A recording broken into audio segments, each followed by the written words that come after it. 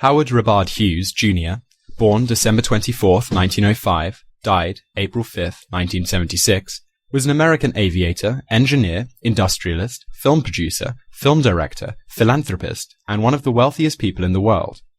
He gained prominence from the late 1920s as a Maverick film producer, making big-budget and often controversial films like Hell's Angels, Scarface, and The Outlaw.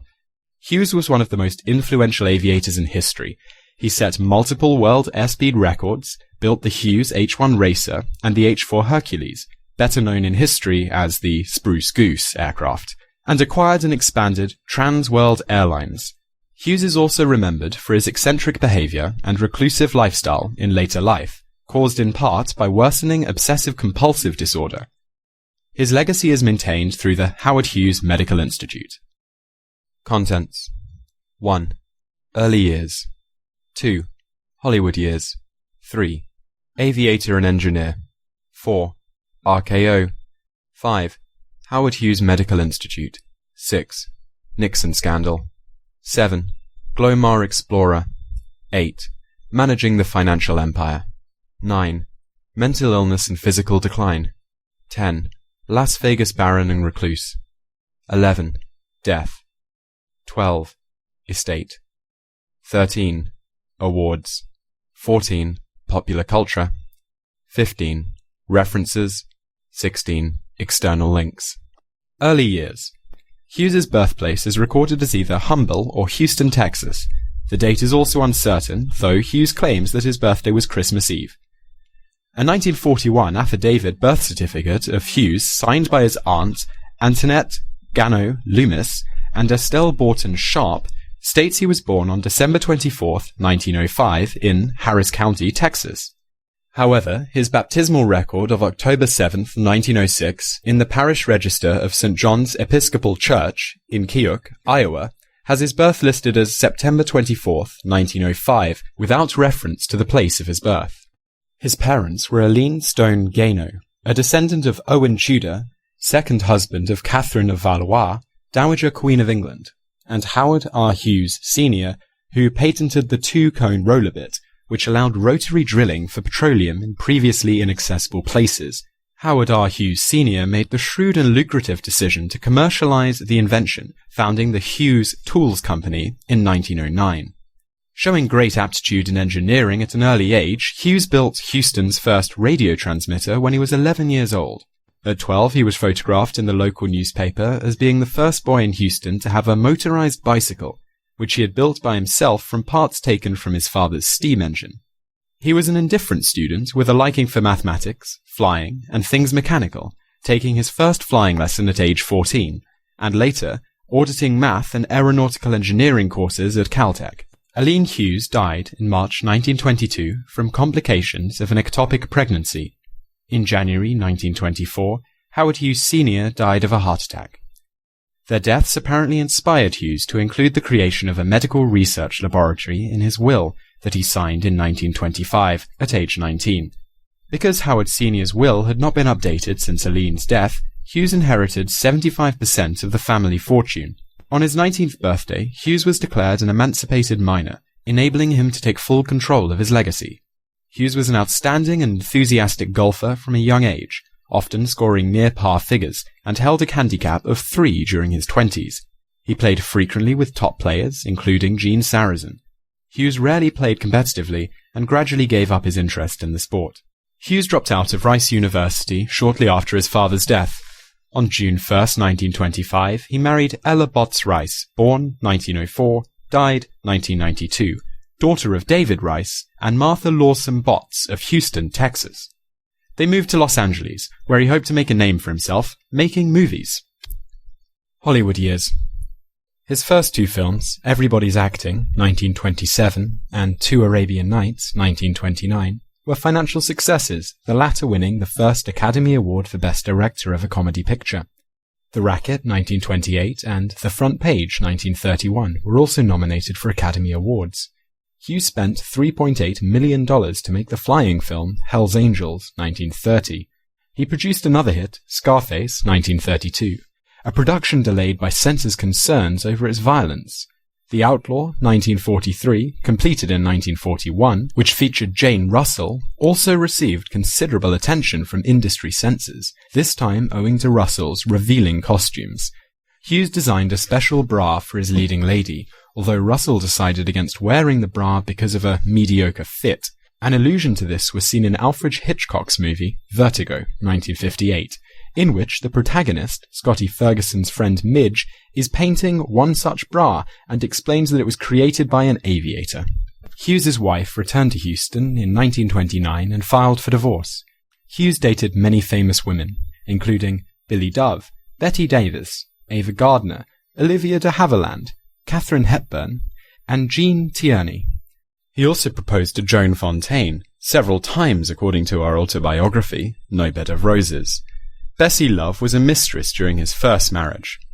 Jean Harlow accompanied him to the premiere of Hell's Angels, but Noah Dietrich wrote many years later that the relationship was strictly professional.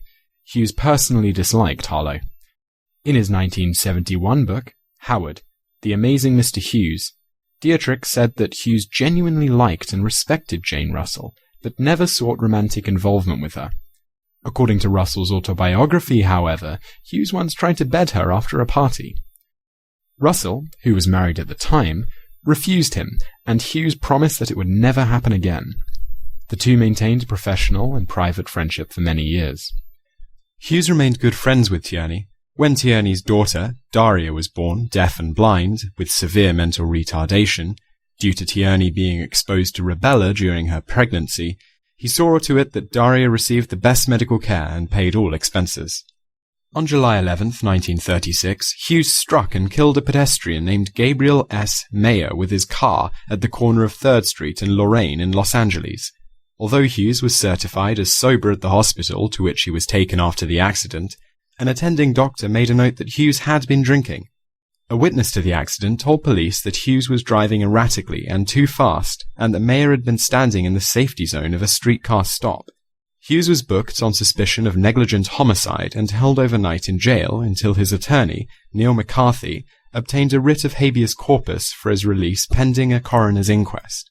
By the time of the coroner's inquiry, however, the witness had changed his story and claimed that Mayer had moved directly in front of Hughes's car.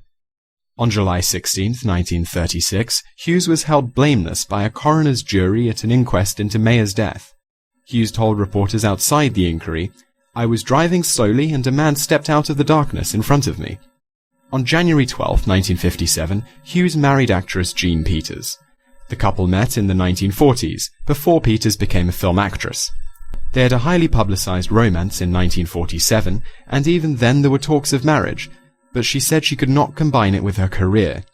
It was later claimed that Peters was the only woman Hughes had ever loved, and he reportedly had his security officers follow her everywhere, even when they were not in a relationship.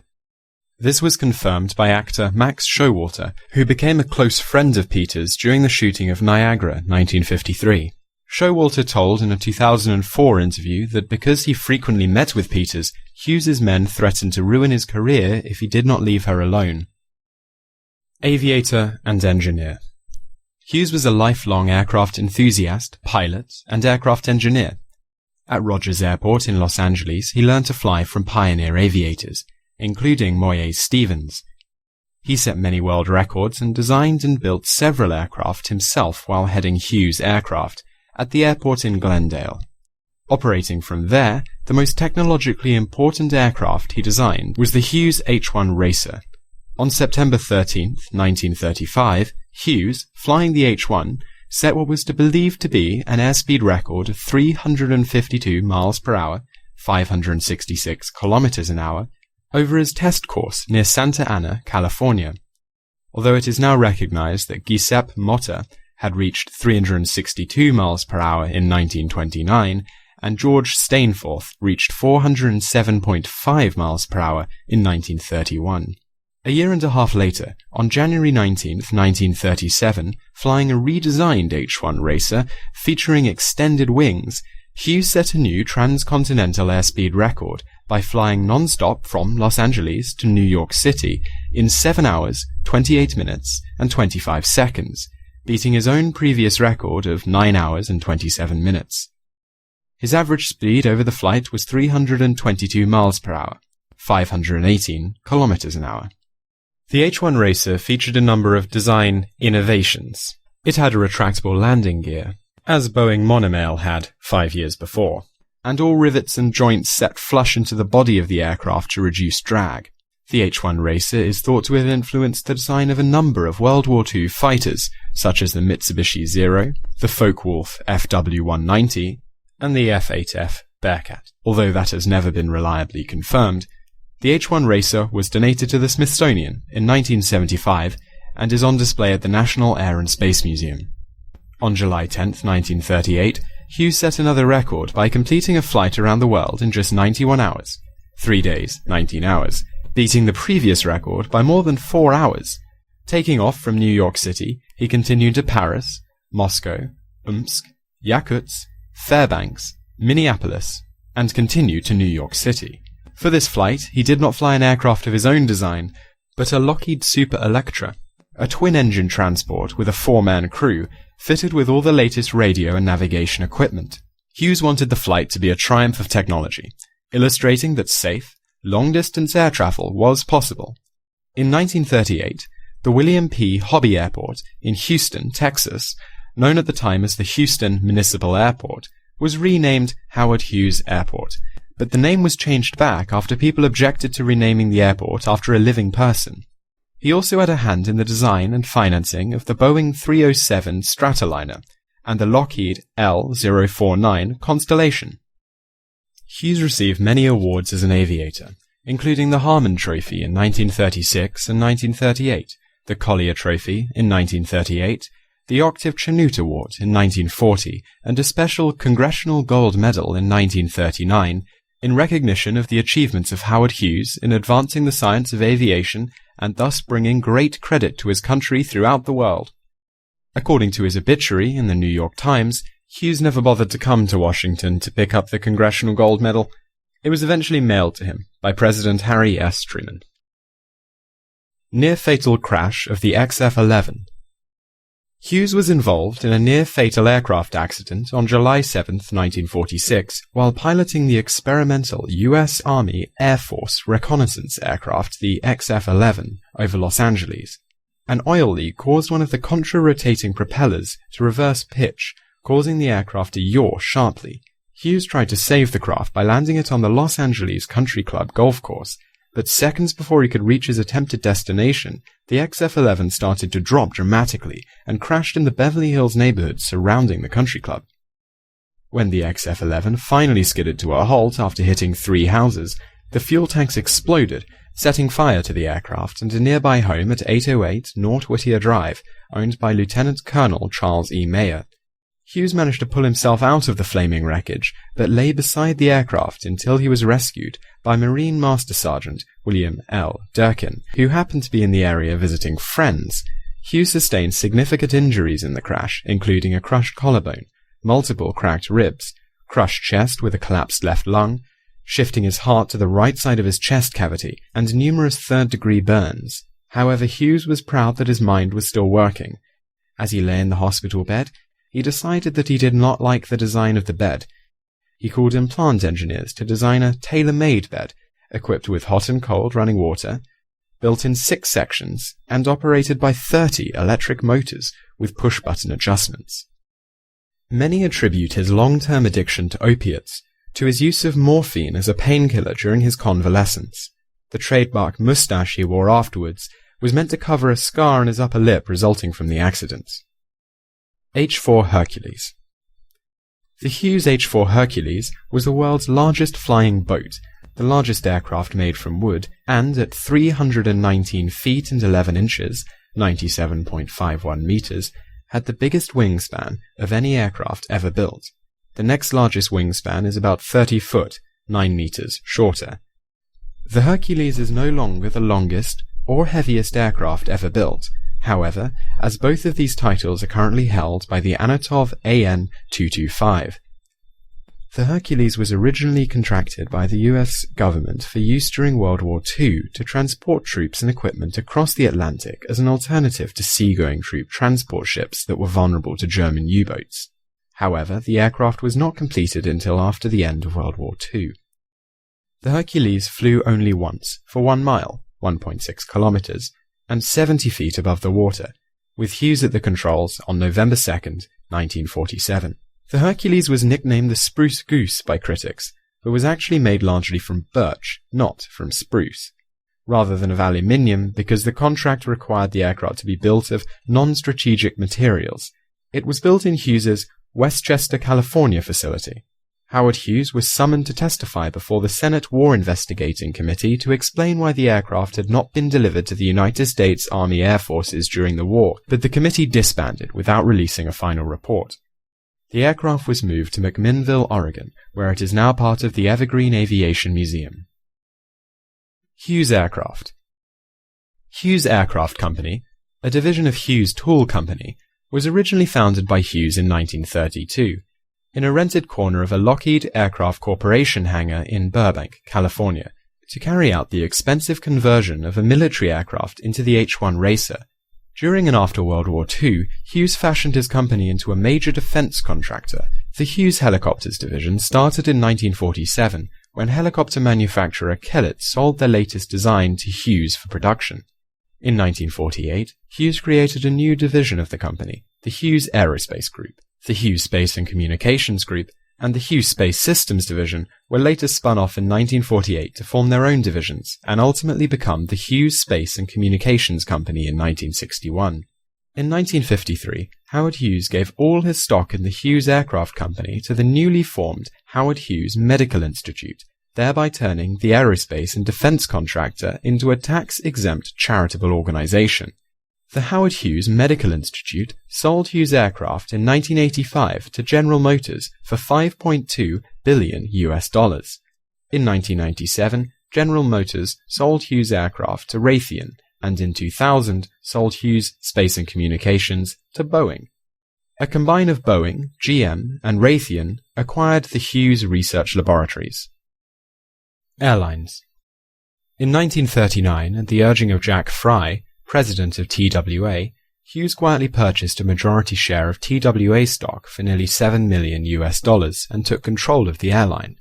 Upon assuming ownership, Hughes was prohibited by federal law from building his own aircraft. Seeking an aircraft that would perform better than TWA's fleet of Boeing 307 Stratoliners, Hughes approached Boeing's competitor, Lockheed. Hughes had a good relationship with Lockheed since they had built the aircraft he used in his record flight around the world in 1938. Lockheed agreed to Hughes's request that the new aircraft be built in secrecy. The result was the revolutionary Constellation, and TWA purchased the first 40 of the new airliners off the production line. In 1956, Hughes placed an order for 63 Convair 880s for TWA at a cost of $400 million.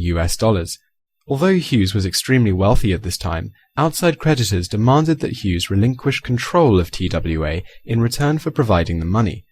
In 1960, Hughes was ultimately forced out of TWA, although he owned 78% of the company and battled to regain control. Before Hughes's removal, the TWA jet financing issue precipitated the end of Hughes's relationship with Noah Dietrich. Dietrich claimed Hughes developed a plan by which Hughes Tool Company profits were to be inflated in order to sell the company for a windfall that would pay the bills for the 880s. Dietrich agreed to go to Texas to implement the plan on the condition that Hughes agreed to a capital gains arrangement he had long promised Dietrich. When Hughes balked, Dietrich resigned immediately. "Noah," Dietrich quoted Hughes as replying, "I cannot exist without you." Dietrich stood firm and eventually had to sue to retrieve personal possessions from his office after Hughes ordered it locked. In 1966, Hughes was forced by a U.S. federal court to sell his shares in TWA due to concerns over conflict of interest between his ownership of both TWA and Hughes Aircraft. The sale of his TWA shares netted him a profit of $547 million. During the 1970s, Hughes went back into the airline business, buying the airline Air West and renaming it Hughes Air West.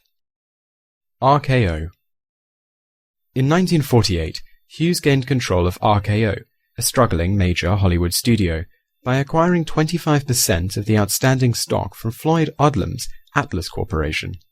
Within weeks of taking control, he dismissed 3/4 of the workforce, and production was shut down for 6 months in 1949 while he undertook the investigation of the politics of all remaining studio employees. Completed pictures would be sent back for reshooting if he felt his star, especially female, was not properly presented, or if a film's anti-communist politics were not sufficiently clear. In 1952, an aborted sale to a Chicago-based group with no experience in the industry disrupted studio operations even further. Hughes sold the RKO Theatres in 1953 as a settlement of the United States and Paramount Pictures antitrust case. With the sale of the profitable theatres, the shaky status of the film studio became increasingly apparent. A steady stream of lawsuits from RKO's minority shareholders, charging him with financial misconduct and corporate mismanagement, became an increasing nuisance, especially because Hughes wanted to focus on his aircraft manufacturing and TWA holdings during the Korean War years. Eager to be rid of the distraction, Hughes offered to buy out all other stockholders. By the end of 1954, at a cost of nearly $24 million, he gained near total control of RKO, becoming the closest thing to a sole owner of a Hollywood studio seen in 3 decades. 6 months later, Hughes sold the studio to General Tire and Rubber Company for $25 million. Hughes retained the rights to pictures he had personally produced, including those made at RKO. He also retained Jane Russell's contract. For Howard Hughes, this was the virtual end of his 25-year involvement in motion pictures. Though he had all but destroyed a major Hollywood studio, his reputation as a financial wizard emerged unscathed. He reportedly walked away from RKO having made $6.5 million in personal profit. General Tire was interested mainly in exploiting the value of the RKO library for television programming, though it made some attempts to continue producing films. After a year and a half of mixed success, General Tire shut down film production at RKO for good at the end of January 1957. The studio lots in Hollywood and Culver City were sold to Desilu Productions later that year for $6.15 million. Howard Hughes Medical Institute. In 1953, Hughes launched the Howard Hughes Medical Institute in Chevy Chase, Maryland, formed with the express goal of basic biomedical research, including trying to understand, in Hughes's words, the genesis of life itself. Hughes's first will, which he signed in 1925 at the age of 19, stipulated that a portion of his estate should be used to create a medical institute bearing his name. Hughes gave all his stock in the Hughes Aircraft Company to the institute, thereby turning the aerospace and defense contractor into a tax-exempt charity. The Hughes Medical Institute's new board of trustees sold Hughes Aircraft in 1985 to General Motors for $5.2 billion, allowing the institute to grow dramatically. The deal was the topic of a protracted legal battle between Hughes and the Internal Revenue Service, which Hughes ultimately won. After his death in 1976, many thought that the balance of Hughes' estate would go to the institute, although it was ultimately divided among his cousins and other heirs, given the lack of a will to the contrary. The Howard Hughes Medical Institute, HHMI, was the 4th largest private organization as of 2007, and the largest devoted to biological and medical research, with an endowment of $16.3 billion as of June 2007. Nixon scandal. Shortly before the 1960 presidential election, Richard Nixon was harmed by revelations of a $205,000 loan from Hughes to Nixon's brother, Donald. In late 1971, Donald Nixon was collecting intelligence for his brother in preparation for the upcoming presidential election. One of Donald's sources was John H. Mayer, a former business advisor of Hughes, who had worked with the Democratic National Chairman, Larry O'Brien. However, Mayer conspired with former Vice President of the United States, Hubert Humphrey, and others to feed disinformation to the Nixon campaign. Mayer told Donald that he was sure the Democrats would win the election because Larry O'Brien had a great deal of information on Richard Nixon's illicit dealings with the Hughes that had never been released. O'Brien didn't actually have any such information, but Mayer wanted Nixon to think he did. Donald told his brother that O'Brien was in possession of damaging information that could destroy his campaign. Glomar Explorer. In 1972, Hughes was approached by the CIA to help secretly recover Soviet submarine K-129, which had sunk near Hawaii 4 years earlier. Thus, the Glomar Explorer, a special-purpose salvage vessel, was born. Hughes's involvement provided the CIA with a plausible cover story, having to do with civilian marine research at extreme depths and the mining of undersea manganese nodules. In the summer of 1974, Glomar Explorer attempted to raise the Soviet vessel. However, during the recovery, a mechanical failure in the ship's grapple caused half of the submarine to break off and fall to the ocean floor. This section is believed to have held many of the most sought-after items, including its codebook and nuclear missiles. 2 nuclear-tipped torpedoes and some cryptographic machines were recovered, along with the bodies of 6 Soviet submariners, who were subsequently given formal burials at sea in a filmed ceremony. The operation, known as Project Azorian, but incorrectly referred to in the press as Project Jennifer, became public in 1975 because burglars had obtained secret documents from Hughes's headquarters in June 1974. Though he lent his name to the operation, Hughes and his companies had no actual involvement in the project. Managing the financial empire. As his empire grew, Hughes worked to minimize the company's taxes. In the early years of Hughes Aircraft, Hughes attempted to move his company from Southern California to Nevada in an effort to take advantage of Nevada's low taxes. Ultimately, Hughes donated all his stock in Hughes Aircraft to the Howard Hughes Medical Institute, thereby turning the military contractor into a tax-exempt charity. In addition to avoiding income taxes, this had the effect of silencing the upper management in Hughes Aircraft, who, for many years, had clamored for stock in the company as part of their compensation. Mental illness and physical decline.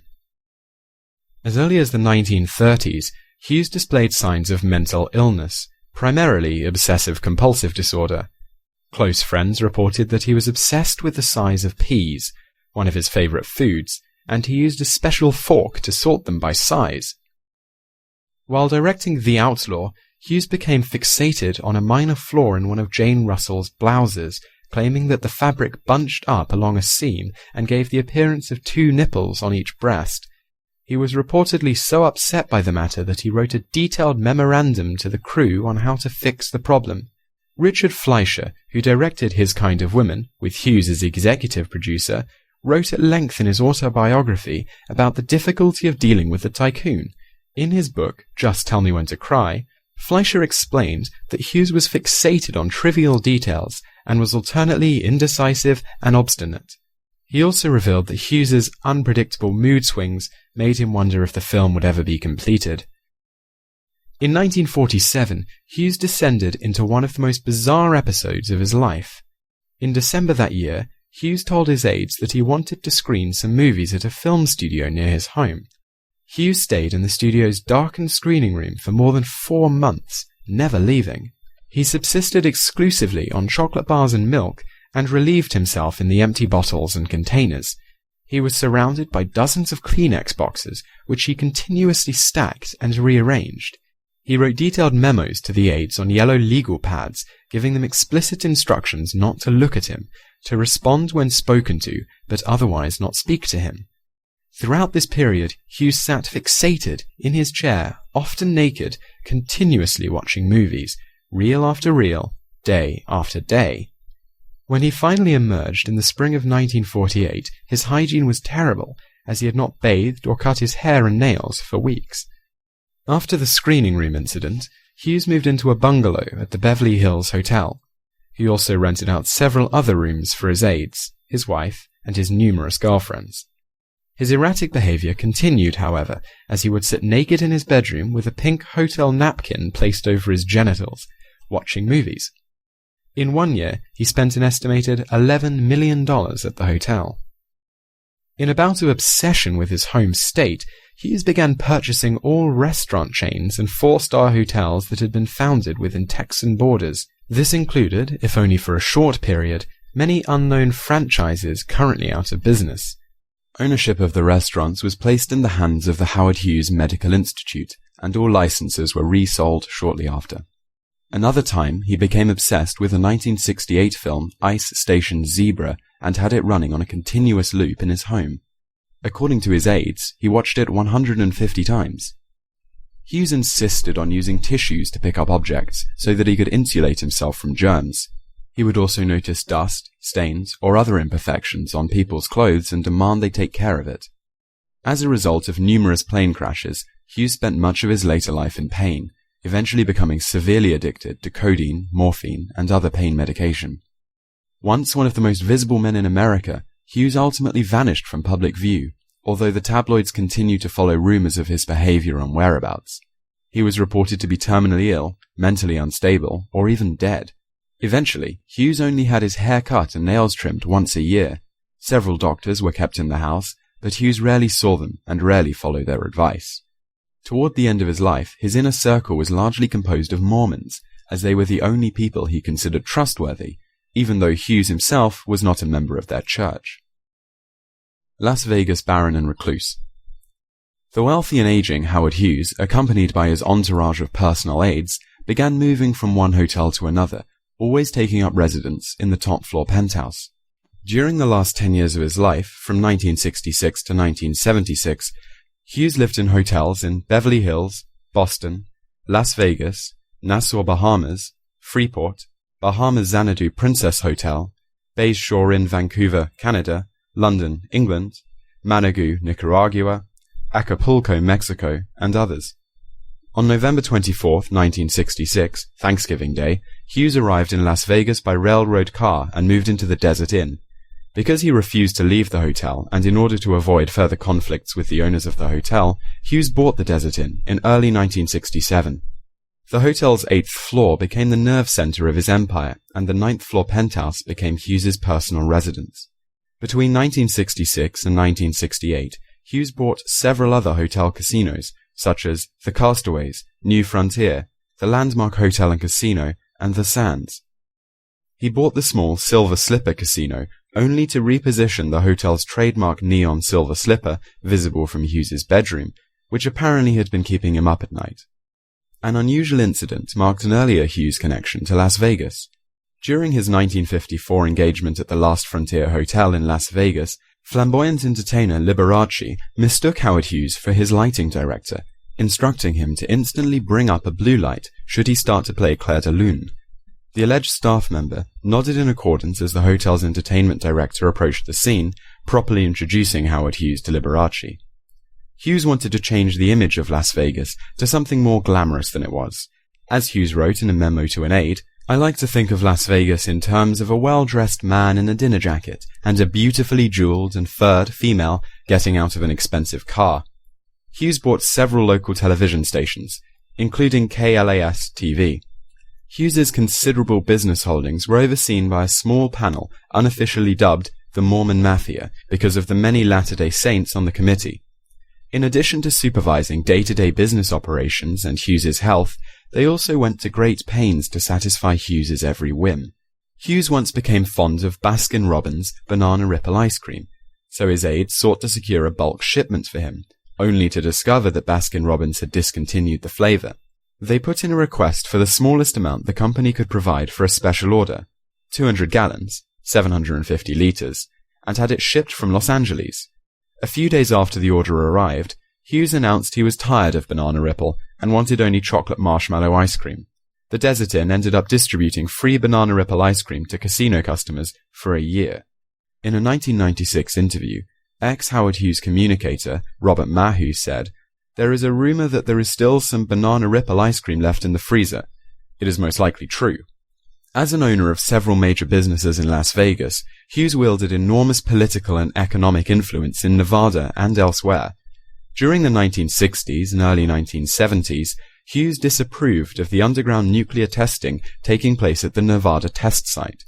Hughes was concerned about the risk posed by the residual nuclear radiation from the tests, and so attempted to halt the tests.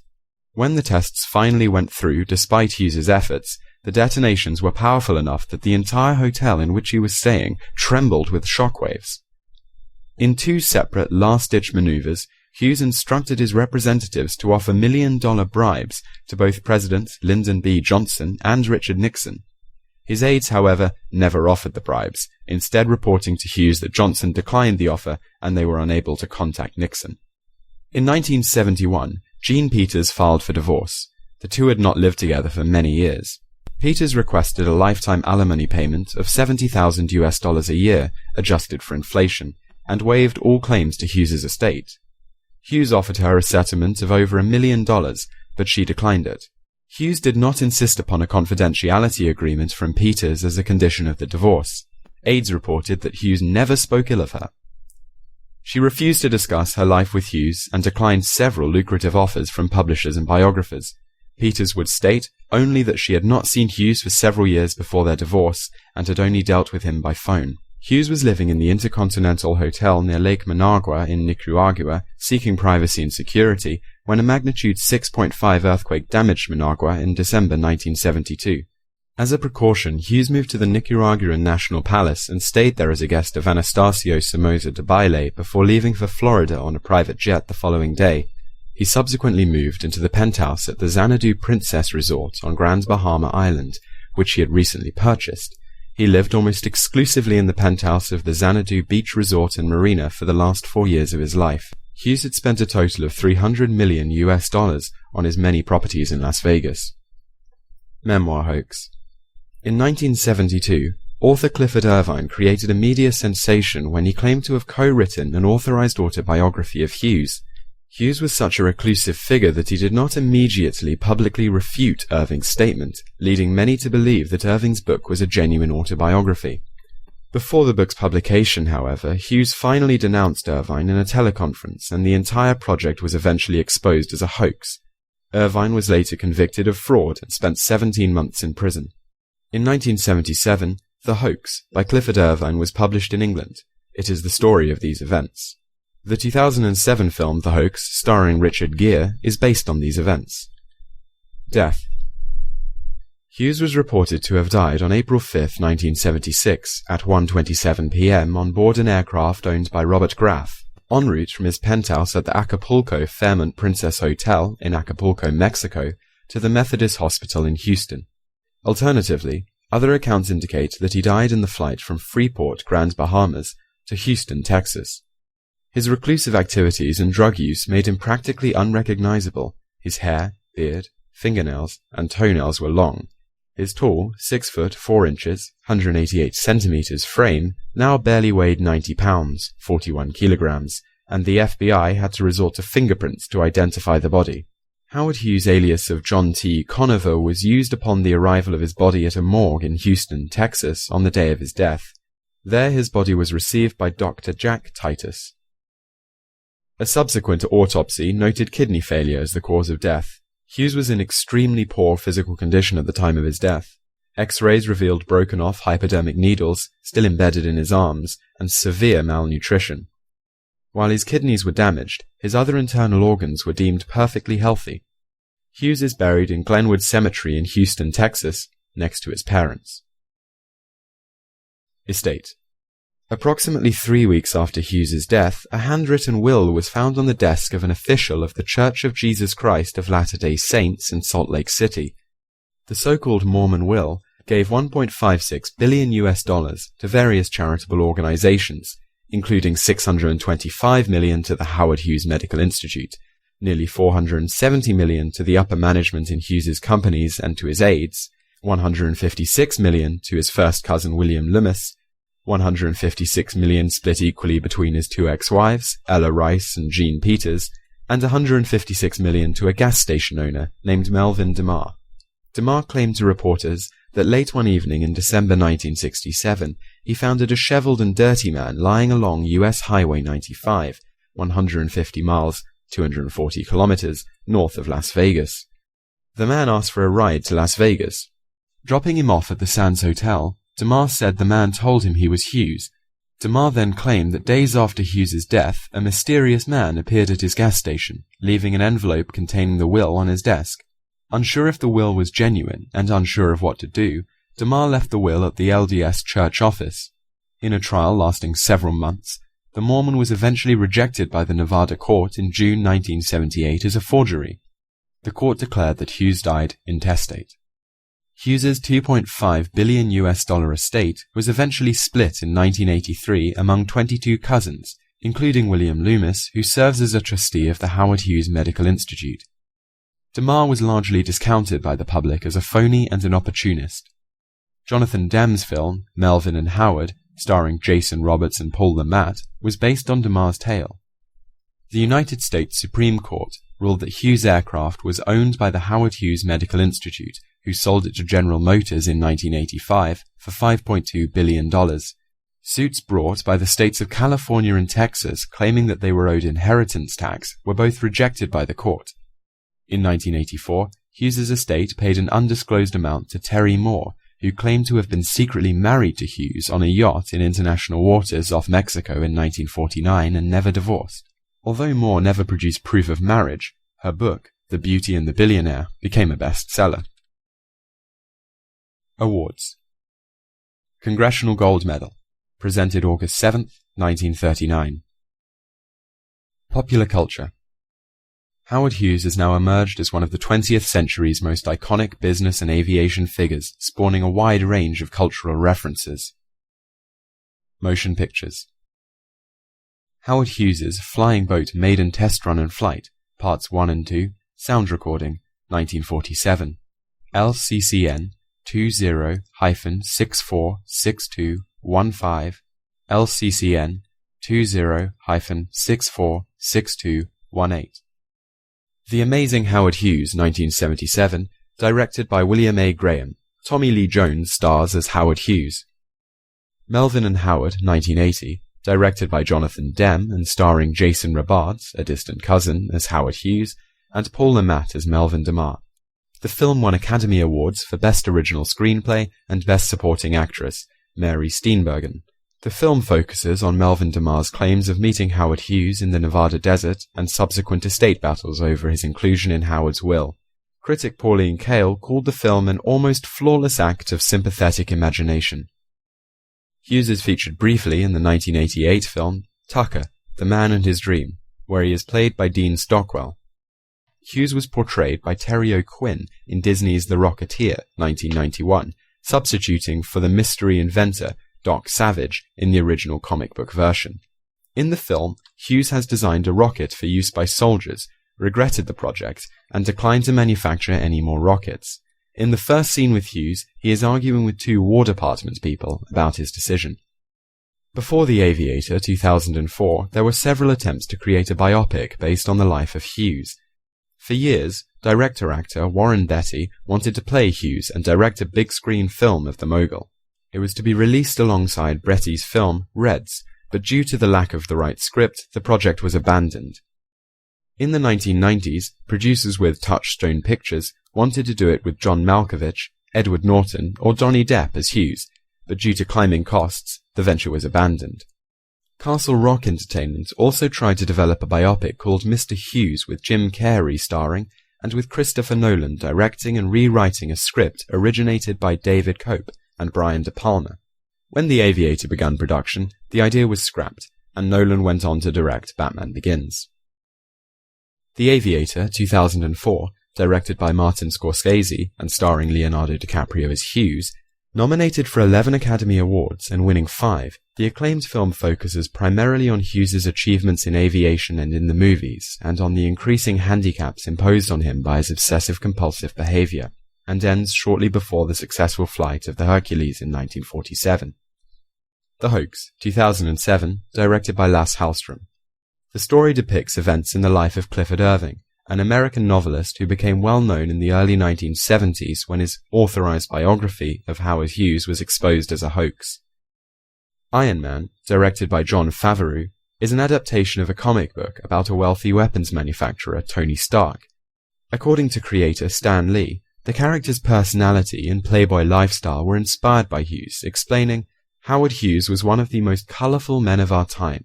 He was an inventor, an adventurer, a multi-billionaire, a ladies' man, and finally, a nutcase." In the movie Up, 2009, young Charles Muntz was compared by the director to Hughes. Music. John Hartford's 1972 album, Morning Bugle, includes the song Howard Hughes Blues, which describes his solitary life of poor old Howard Hughes and all his blues. The song was covered by Laura Cantrell in her 2008 digital-only release, Trains and Boats and Planes. The soul trio Hughes Corporation, whose biggest hit was Rock the Boat, originally called themselves Children of Howard Hughes, but changed their name after a 1973 fear for a lawsuit. The Boomtown Rats released the song Me and Howard Hughes on their record A Tonic for the Troops in 1978. The British punk rock band The Tights wrote a song called Howard Hughes, released as a single in 1978. Cello trio Rasputina have a song entitled Howard Hughes in Thanks for the Ether, 1996.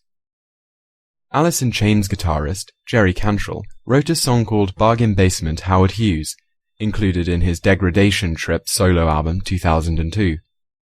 New York band Bayside reference Howard Hughes in their song Howard, which was named after Hughes, from the album Shudder. The band Kansas wrote several songs about the life of Howard Hughes, most notably the songs Portrait, He Knew, and The Closet Chronicles.